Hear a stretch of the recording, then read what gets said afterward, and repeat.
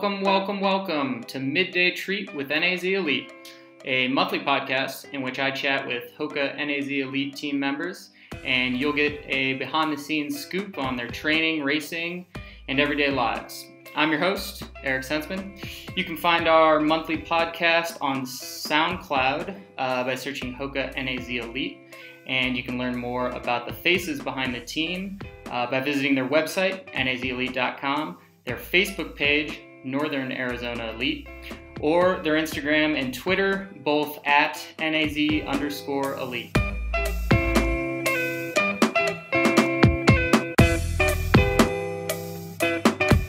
In this episode of the podcast, I sat down with Matt Llano, and we had a very fun chat about all things marathon related, specifically his history with the marathon. So he's not running a marathon this spring, and we discuss why he's chosen to do that. Instead, he's focusing on some shorter races. We look ahead to the 2020 Olympic trials in Atlanta and his hopes for that race. And Matt walks us through sort of his career over the last couple of years, some of the injuries he's dealt with, allergies, a variety of things that have given him some speed bumps, but it seems like he's making progress now, and he discusses where that's going to lead him going forward. So for all things marathon related with Matt Llano, sit back and enjoy.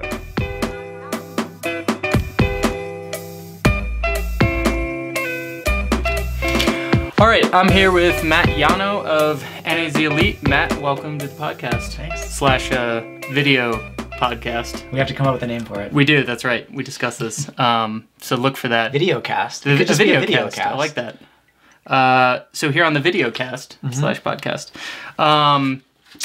Well, to start, congrats on the 6th place finish. I guess it was just this past weekend. Yeah, just a couple days ago. Yeah, Sunday. a couple days ago. And that was in Pittsburgh. Yep, first time in Pittsburgh. Yeah, I don't know. Yeah, it was Pittsburgh half marathon, USA half marathon championships, yep. And 6th was a good progress point for me. So not where I wanted to be, but a step forward after a challenging spring. So I'll take it and just take it for what it was and just try to build from there. Yeah, and we'll get into some of those maybe speed bumps or things that have not gone quite so well this spring. But before we do that, I guess we'll take a step back. You ran your first marathon, was it in 2015? 14, Chicago. Thank you. In Chicago, that's right. Okay. And how old were you at the time? I was actually that's kind of an interesting story. Okay, good. I was on the day of the Chicago Marathon, my first marathon, I was exactly 26.2 years old to the day. Whoa. To the day. That's so rad. Yeah, it was kind of a crazy realization, and I don't remember how I came to it, but I was like, oh, I'm going to be 26 when I run my first marathon. That's kind of cool. I was like, oh, I wonder, it'd be like a couple months after I turned 26. I wonder how close it might be. So I did the math. I counted the number of days after my birthday, which is August 1st, and it just happened to be exactly 26.2 years old. It's so nuts. So I was hoping it was going to be really fortuitous, and it was going to be like this really amazing, debut, right. And it wasn't, but it was good for a long time, and it still kind of makes for a good story. So, Totally. Yeah. That's a great story. Exactly 26.2. I love that you did the calculations. I did. I forget what the number of days was, but I think the race was October 12th that year.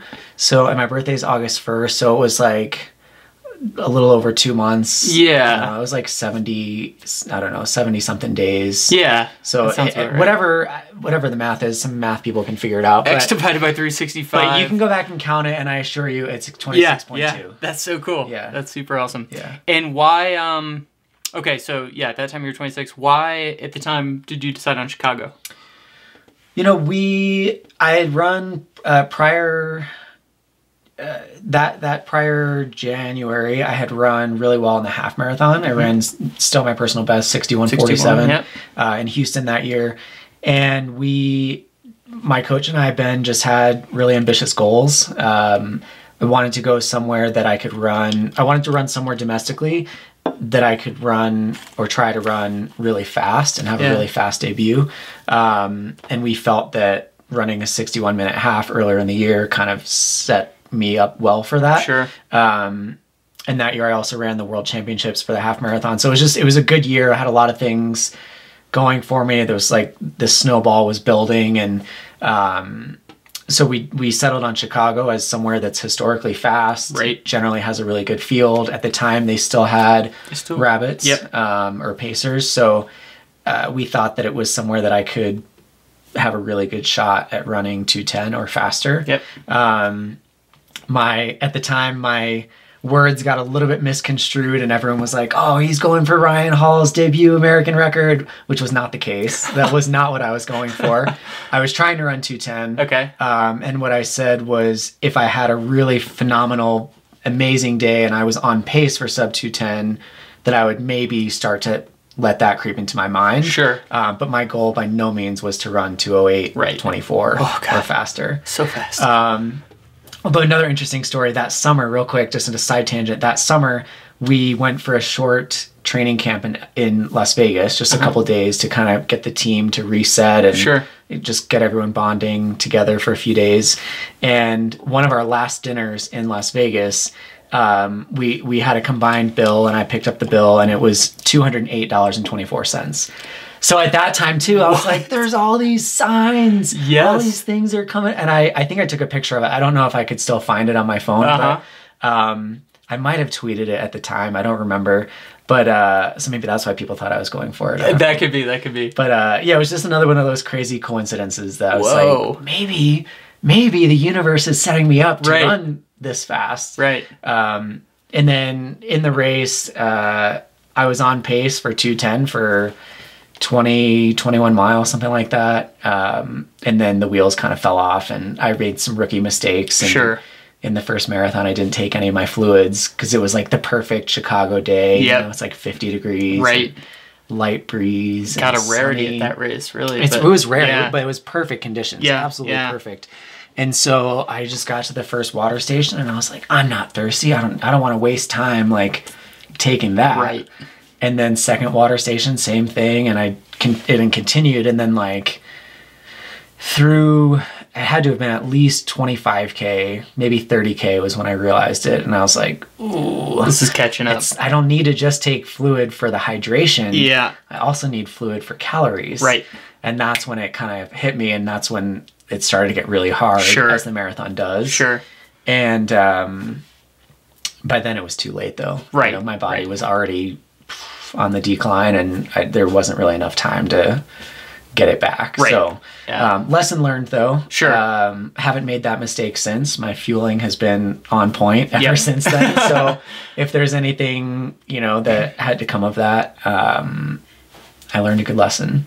Yeah. I feel like that's a tough one to learn without experience. Yeah. I mean, you're told the importance of nutrition for a race of that distance, but yeah, until you feel the effects of not doing that, it can be tough. Yeah, and it's one of those things, I think a lot of people overlook it. I think a lot of people don't think, they do all the training, they do all the tempo runs, the long runs, all this other training related stuff that goes into marathons, and they overlook something as important as nutrition. And it was, I forget exactly when it was in that build-up. I think it was about 5 weeks to go, and I stayed in Flagstaff that whole build-up until 2 days before Chicago. But I think it was about 5 weeks to go. I went to get sushi with Shalane Flanagan, and we were just talking about the race and strategy, and she asked me what I was going to use for my fueling. I was like, I haven't really thought about it yet. And she almost flipped the table. And it was from there, then for the next 4 weeks, I was scrambling because I had to figure out, was I going to use GU or Power Bar or some other, some kind of powder mix or something else. Yeah. And so it was kind of a struggle, but I didn't really have that many big workouts left at the time. So she instilled a little bit of fear in me at the time because I was like, this is just something we hadn't thought of either. Ben hadn't thought of it. I hadn't thought of it. I think we just undervalued how important it was. Right. And again, like I said, we haven't made that mistake since. Every marathon since then for all of the athletes on the team, it's like one of the first things we figure out very early in the build-up. Right. What are you going to use on race day? Let's start practicing with that. Yeah. And so that's a lesson that we learned, and that's something that we've tried to pass on to other people, but you still see in every marathon, you see people making that same mistake. Of course, yeah. So, yeah, and conditions can play a role. Like you said, if they're really nice and you just don't think about it, or if conditions really tough, it can be hard to force yourself to put something down. Yeah. So yeah, you do have like quite a history with the marathon since that first Chicago. I believe every year since you've run at least one, 15, 16, 17. Yep. So I wanted to just kind of walk through that a little bit because that's, well, so far you haven't run a marathon this year. So we'll get to whether or not you will or what that'll look like. But previously that's something you focused on. So it was LA in 2015? Yep. So Chicago was the first one, 2014, and then LA and Berlin in 2015, and then the trials and New York in 2016, and then Frankfurt in 2017.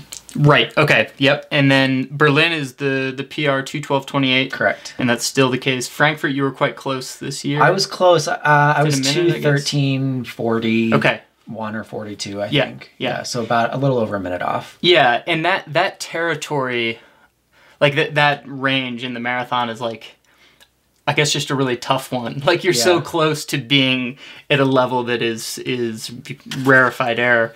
So what's that been like to, over the years be in that 2:12 to 2:13 range? Is it frustrating, or is it, oh, this is good and the next step will come, or what? Yeah, I mean, I think so.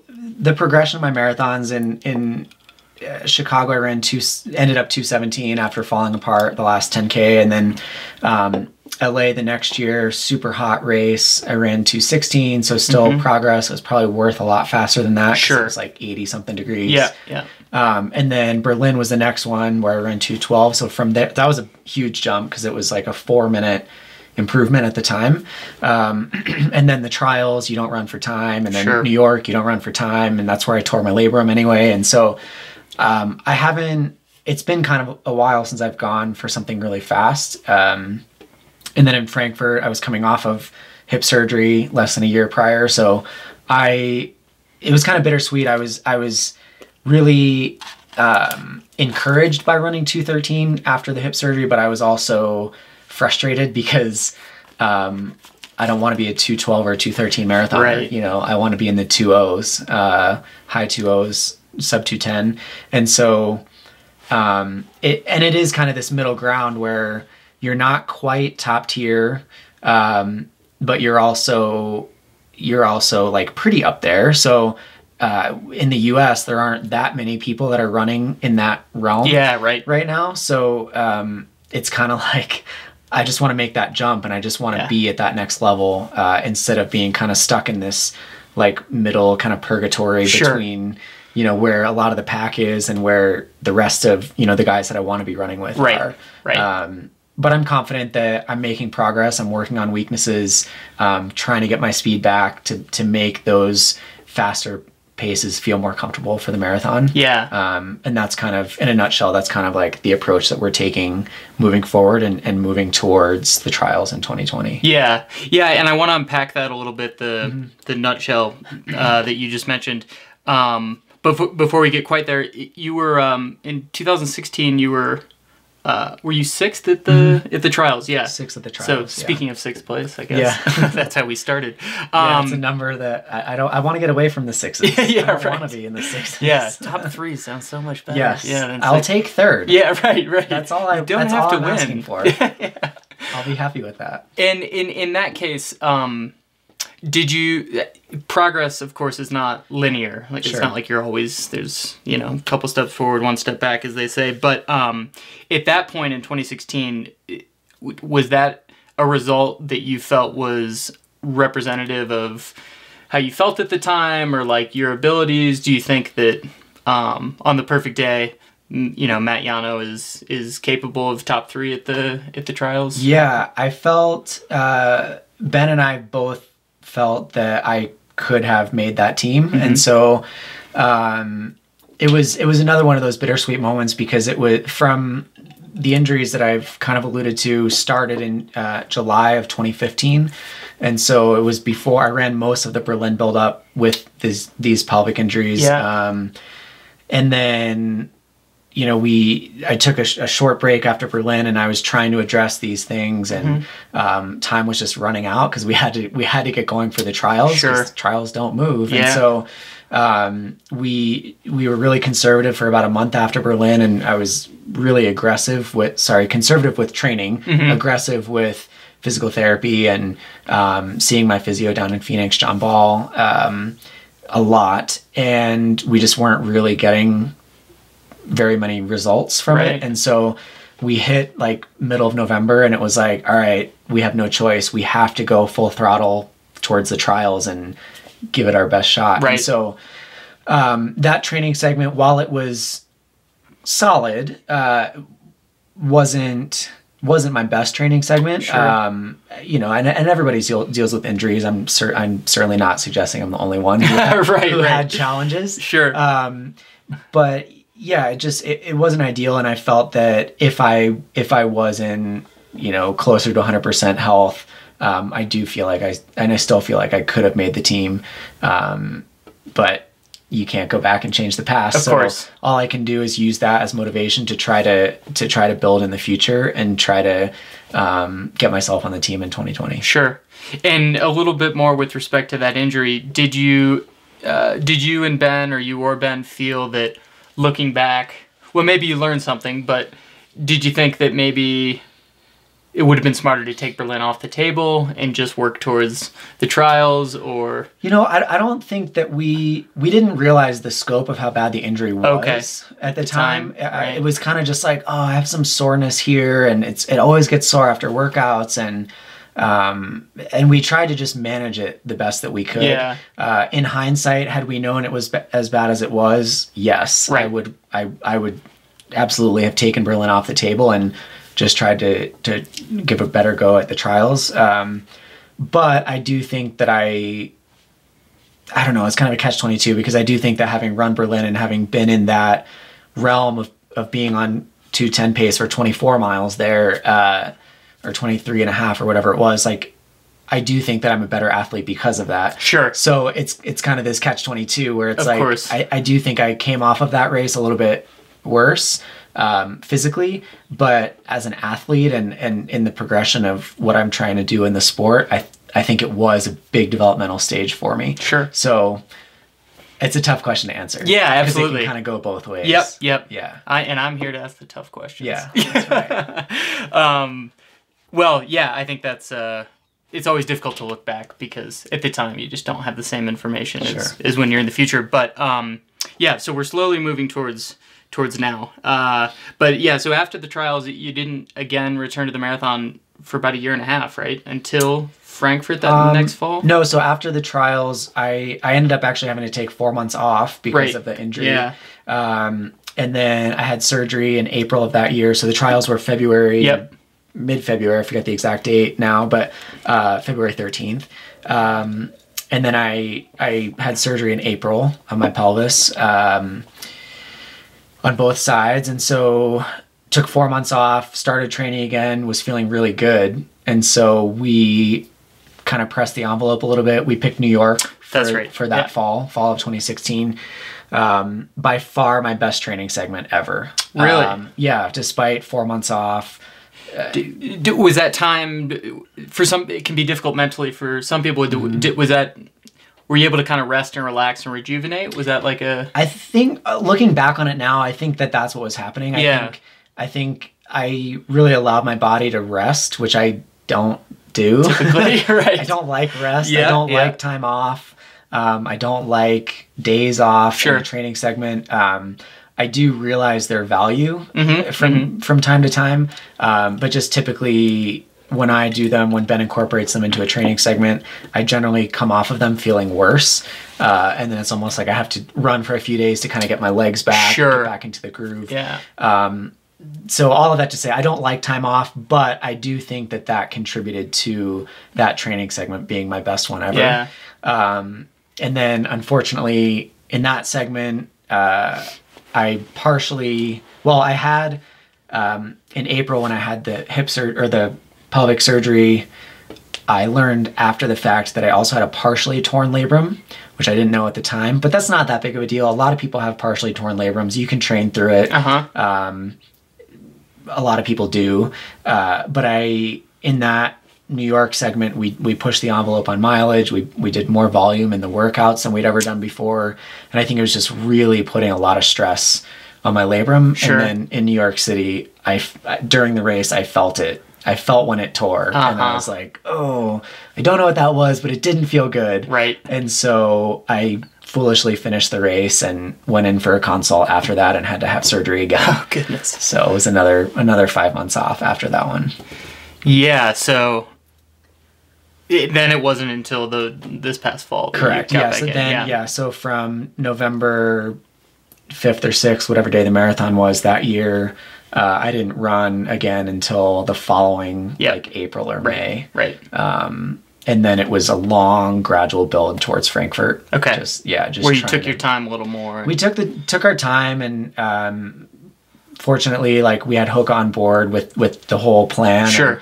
And, they didn't jump ship, which was awesome because they easily could have said, this guy has gotten injured a couple times, and they didn't. So I'm grateful for that, and I'm grateful that they allowed me to really just build back into it and try to let the fitness come to me rather than be chasing it so much. And so it did. I ran a few half marathons that were very unspectacular, but they were good steps. Again, I'm big on progress, and they were good steps in the right direction. Right. And then Frankfurt, I think, given what I had been through the prior 2 years, was a solid result. Yeah. So again, another stepping stone on the way to being back to where I want to be come 2020. Yeah. Yeah. So that's certainly the goal. You've alluded to it a couple times. I've talked to Ben, and it sounds like that's what's on the horizon.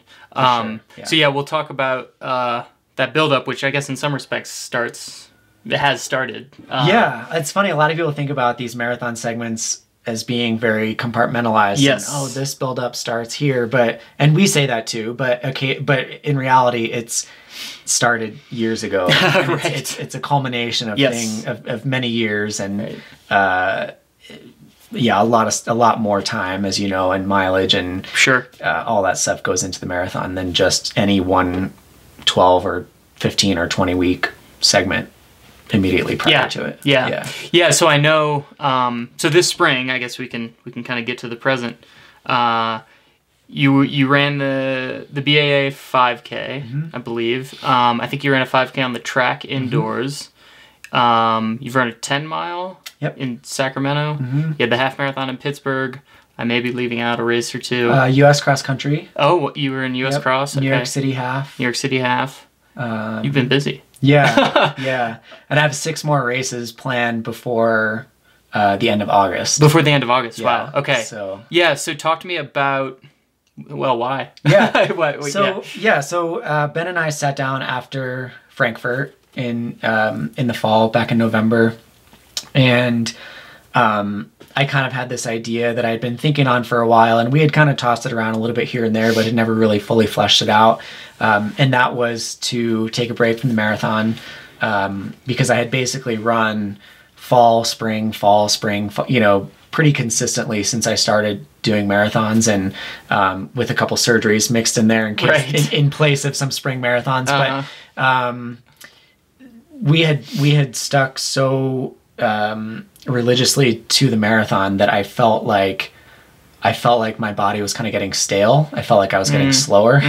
And so the idea of this whole winter and spring initially was to get back on the track, run a few 5Ks, run a few 10Ks, try and smash some old PRs. The last time I raced on the track was 2011. Oh God. So that had to hurt. It was a long time. And so the first one was that indoor 5K. That was at UW, was it? At UW, yep.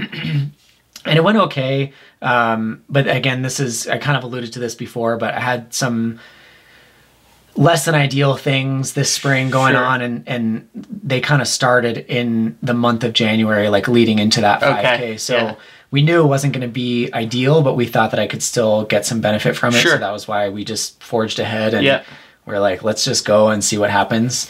And I snagged a little baby PR there, dipped under 14 just a little bit. which was kind of nice because I'd never done that before. Yeah, definitely. Progress again. Progress. Yeah. And so from there, we had all these other races planned, but the closer I was going to run Stanford 10K. Okay. But the closer we got, I just was having a lot of issues with allergies and asthma, and I got sick like 3 or 4 times in January and February. And so obviously not ideal training conditions. Not at all. And so I decided to scrap Stanford, and we scrambled to try to get a different plan together. And that's where all these other road races have come into play. Okay. And so I was going to be on the track. I was hoping to be on the track a lot more just to try to really get the turnover back and kind of be exposed a little bit on the track and get back in spikes nowhere to hide and get up on my toes and just really have fun with it. Because this was kind of the first year that, since 2011, that I was really excited about the concept of running track again. Okay. And I feel like my PRs on the track are kind of soft. So it was a fun kind of new challenge for me to wrap my mind around getting back there. Right. Doing that kind of stuff again. But, you know, we had to be adaptable to the current state of how things were going. And so changed the plan a little bit. Had a few rough races with the asthma stuff. And so I feel like I'm trending upwards. I'm kind of coming out of it a little bit. But spring in Flagstaff is just brutal for people with allergies and asthma. And so we're just trying to manage that and get through that, and then try to have a good summer of racing and lead into a marathon in the fall, hopefully. Yeah, and I know, well, I'll be interested to hear about the fall then, but I mean, allergies are very common for a lot of people. I wonder if, just for anyone listening and or watching, do you find anything works especially well for you with dealing with those allergies? Man, it's been a process. I've been working with an allergist at the Flagstaff Medical Center, and it's been kind of a little bit of trial and error because some stuff works for some people, it doesn't work for others. But I'm on a couple different allergy medicines. I'm on a handful of nasal sprays, some inhalers, some allergy drops, which is like a relatively new like sublingual that's supposed to help in the longer term. So that might maybe make a difference for next year, not so much for this year, but still good to be doing it now. You know, and then there's all kinds of other, like, I don't know if you would call them like not homeopathic, but like home remedies kind of. So Epsom salt baths where I'm submerging my lungs, and like a lot of stretching, and I got a lot of ART and massage work on my chest and back, and just anything I can think of to try to open up all of my breathing muscles, which are a lot more than just your lungs. Right. Everything surrounding your lungs, under your arms, in your neck, just all kinds of stuff that's been really uncomfortable. But I think on the whole, it is helping, and it's stuff that I'm happy to figure out now versus waiting until it becomes an issue again next year or in 2020. So hopefully we can kind of nail down the routine now, figure it out now, and then be that much better prepared going into next year and the following years when this inevitably pops up again. Throw the kitchen sink at it. That's what I'm trying. What I took away. That's what I'm trying. Supplements, like vitamin C, vitamin D. I mean, I'm just doing everything to try to get my body functioning as close to optimum as I can, and hope that helps with the asthma and the breathing stuff. Before we move to the fall, I have to ask so you were largely training for the marathon for a number of years. You had some injuries. Then you decide we got to get the speed back. So you start going back to the track, doing these shorter races. And as was mentioned, you ran the Boston Athletic Association 5K. How does that feel to line up at a race like that with that sort of field, that sort of competition, having been away from that distance for so long? You know, I kind of initially when we first put it on the schedule, I was kind of apprehensive about it. So I'm like, this is really short. This is really far out of my comfort zone. But then the closer we got, I was able to kind of change my mentality about it a little bit, and I just had fun with it, honestly. And that maybe sounds kind of cheesy, but it was true, because I kind of went into it without pressure without expectation. Yeah. Because I don't think anybody expects me to like blow the field away in a 5K. Right. Very much a marathoner now. So, it was fun. It was like, I mean, I knew I was lining up against one of my own teammates, Scott Fauble, who's run super fast and was 4th at the trials in 2016 on the track. In the 5K, yeah. In the 10K. In the 10K, that's right. That's right. It's a 10K, but shorter distance. But yeah, something shorter. Yeah. And he's definitely got faster wheels than I do.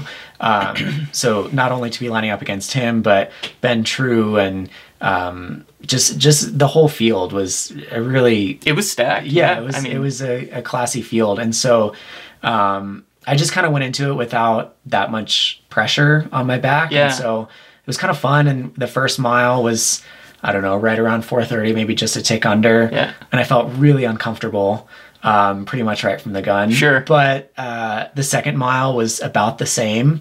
It didn't really feel that much worse. Sure. And then that's when the field took off. And then the marathoner was running 4:30 again. So it was like I was pretty consistent from the first to the second to the third mile. I got up on my toes in the last, couple hundred meters and almost outkicked a couple guys that are much faster than me. So that was kind of fun. Sure. But I just had fun with it. And that was kind of part of the reason too that we wanted to do all these shorter races this spring. Yeah. Just the marathon, I love it. I love the training. I love the race, but it can really grind on you. Yeah, right. And so that was part of the idea of bringing in all this shorter stuff. Like get back to why I started running and just have fun with it and like rediscover the passion that I had all through college and that I still have, but it evolves, I think, as we grow older and as it becomes our job and as it infiltrates all these different areas of our lives. Whereas, when you're younger, it's like this outlet that you have from school or from work or from whatever other stresses you might have. And now it's kind of all consuming, which can be a very good thing. Yeah. But if things maybe aren't going so well, and in those 2 years where I was dealing with injuries, I would say things weren't going so well. And so it wasn't all that enjoyable for me. And so now I'm kind of getting back to having my body feel really good. And I'm working really hard at that because it's still, things pop up and I'm able to manage them better because I'm more in tuned with my body now just from getting so much work done over the last couple of years. And I'm finding the passion again, which I think is huge. And I think if you're not enjoying what you're doing every day and pouring your heart into it, then I don't think that you're going to achieve what you want to achieve. So, that's been a big push for us to try to get back to that point again. Yeah. That makes plenty of sense. Yeah. And I certainly think that I'm on track to doing that. So good. Yeah. I've had some fun with some of these races, and now that they're kind of trending upwards again, it's always more fun when you're doing better. Well. Yeah, definitely. So, it's been a challenge, but it's been fun. Yeah, which is a really good thing. And do you think just for your everyday marathoner, would you advise a similar, if someone wants to improve their PR, from 3.5 hours to 3:20 or whatever it might be, do you think that's a recommendation you would make to those folks? Like, hop down and get a little uncomfortable, have some fun. Yeah, I mean, I think everybody's a little bit different, but if you really kind of analyze some of the top marathoners over the last couple years, at least in the U.S., we've seen Shalane Flanagan do it. She kind of was forced into it when she injured her back in the build up to Boston last year. She had to drop out of Boston, and then she went back to the track and ran 5Ks and 10Ks, and she went back to that really short stuff, and then she won New York. Yep.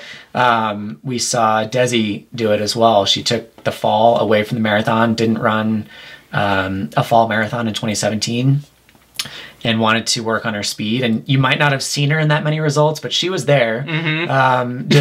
She was kind of doing a really similar thing. She was challenging her comfort zone and running these short cross-country races. And I believe that I forget if it was in Runner's World or I forget where I saw it, but there was an article somewhere where she talked about a similar thing to what I was just talking about, rediscovering the passion for it. And she almost quit running. Wow. Last fall. Hard to imagine. And then, then she comes back and wins Boston. Right. And so, I think there's certainly something to be said for, especially when you've been doing the marathon for so long, right?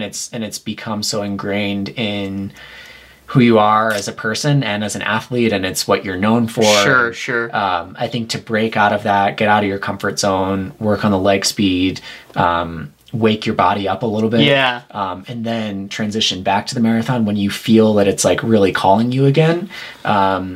I think could lead to some really big things. So that's kind of the approach that we're taking. Sure. And I certainly would say for the average person, if they're kind of in this like, I don't know, this rut of marathoning, that just take a step away from it. Run some 5Ks, run some 10Ks, some half marathons. Just do some stuff that you may not think directly correlates to the marathon, but it does. Yeah. I mean, it's running economy, running efficiency, that all translates over to the marathon, right? Once you move back up. So that's kind of the approach that we've had. And I can feel the difference. I can feel my form changing. Like, that's great. From when I ran Frankfurt to when I ran a workout this morning, I can feel the difference. Yeah. And my coach has said the same thing. He can see the difference. So that's kind of exciting. That is exciting. Again, to see progress. And it's like, day to day, you may not notice it, but here I am 6 months after we've kind of started this different, shorter segment of shorter races and workouts. And I'm starting to feel those things accumulate and start to pay off. So now I'm getting even more excited to transition back to the marathon, because I think that these short, fast races and workouts that we've been doing are going to translate really well. Yeah. So can you yet say where we'll see this payoff this fall? It'll probably be somewhere domestic. Okay. I haven't for sure decided yet. I have a pretty good idea in mind, but I'm going to hold off quite that yet. Seems very fair. Yeah. I have a few teammates that are going to be likely running marathons this fall as well. So, and they haven't really figured out what theirs are going to be. So, ideally, if I could, I would try to line up with some of them. Yeah.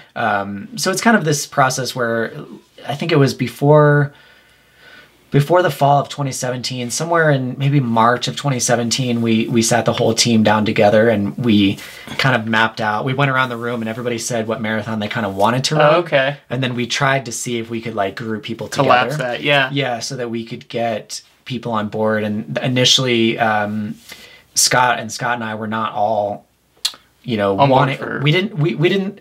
Our first choice wasn't necessarily Frankfurt, right? But when we talked it out amongst the three of us and again with the whole team, it just really made sense to have three guys who have now all run 212 training together versus one guy running one race 1 week and then 2 weeks later somebody else racing and then 2 weeks later somebody else. Sure. So we decided that it would be in our best interest to try to collapse that and collaborate versus being spread out over a month or two. Right. And so that's kind of what we're hoping to do again sometime this spring or this summer, probably in the next month maybe. Yeah. And just try and figure out what everybody wants to do. Cool. And then see if we can kind of line people up. Yeah. Because I think that's one of the big tenets of our group is the power of the group. Of course. And so if we can have 2 or 3 or 4 guys training for the same marathon again versus everyone training individually for different ones, then I think it would behoove us to do that. Yeah. And so that's a really long-winded answer to say, no, I'm not going to say yet which one I'm leaning towards. I liked the answer, though. Yeah. It's well thought out. Yeah. Well, I'm sure, I would imagine that a faster time is on your mind and probably the rest of your teammates. So I'll be looking at the faster races this fall to try to figure out what you'll be running. But come 2020, that's not so much the case. The trials being in Atlanta, that will not probably be a PR scenario. Mm-hmm. Well, maybe, but certainly a much more challenging course. Do you have? I would imagine that some of what you're doing this spring, getting back into kind of like racing mode, is partly motivated by the 2020 trials. Mm-hmm. So will you try to? Assuming you go in and go for the PR this fall on a faster course, do you then kind of come back to what you're doing now and try to get back into that mentality of reminding yourself how to compete, reminding yourself how to race. Yeah, I think that we'll learn a lot from this year by the end of the year, once I've run a marathon and we kind of see how that goes, and when we reflect back on just the entirety of the year and see if what we did was successful. Sure. I will say now, I do think that for sure it's making a difference what I'm doing now, and just, again, like you said, trying to race more. Yeah. Trying to think about time less. But it never hurts if you could PR in Atlanta at the trials. Like, that's always a good thing. To do it. It'd be a good place to show up and perform. But yeah, I mean, I think there are a couple different scenarios that we've kind of talked out, and there's kind of a plan A, plan B, plan C. And it really just depends on how the rest of the year goes and what we think. It's all about what will set me up best for 2020, for success in 2020. Yeah. So whatever we feel is going to give me the best opportunity to make the team is what we're going to do. And so we haven't 100% decided yet if that's going to be a spring marathon, fall marathon next year, or skip a spring marathon again and do this shorter, faster stuff. Right. And we really haven't decided. I have a lot of different thoughts running through my head, a lot of different scenarios that could pan out, and there's still so many different races that I want to do. Yeah, of course. And so that's all going to come into play, but ultimately it's going to be, we're going to sit down and kind of work backwards from the trials. Sure. And try and see what'll set me up really well for that. And it's just hard to say, because it's kind of far out, but it's also kind of really soon. Right. So it's hard to say exactly what that's going to look like. Yeah. Again, because there could just be a couple different scenarios that could come into play. Sure. Yeah, that makes sense. Well, we'll hope that you continue to progress and things continue to build for the trials. That'll be an exciting one. Yeah, I'm already looking forward to it. I think Atlanta's a great city. I think it was a good choice. And so I'm excited to get out there. Hopefully maybe, and that's another thing actually that could come into play, is I might go and race in Atlanta to try to just get more familiar with the city and maybe run the course. Sure. Once they release it, or I think I know somebody actually who helped design the course or run the course, so nice. I think he could help me. Totally. Maybe give me some advance information on where the course is going to go. But that's kind of the plan right now, and I'm excited for the trials already, which is and I've had people say it's like it's still so far away, but it's really not. Yeah. Like for an elite or for just a professional whose cycles like revolve around Olympic trials and Olympic races or Olympic years, it's not that far away. No, I mean, it just feels like the 2016 trials happened. It does. And that was 2 years ago. Yeah. So you're halfway to the next one. We're inside 2 years for 2020. Right. So it's approaching quickly. Yeah. Good. Well, we'll look forward to seeing your progress, and we'll catch you next time. Yeah, thanks. Thanks for joining us. Yeah, alrighty. Cue jazz music. Yeah.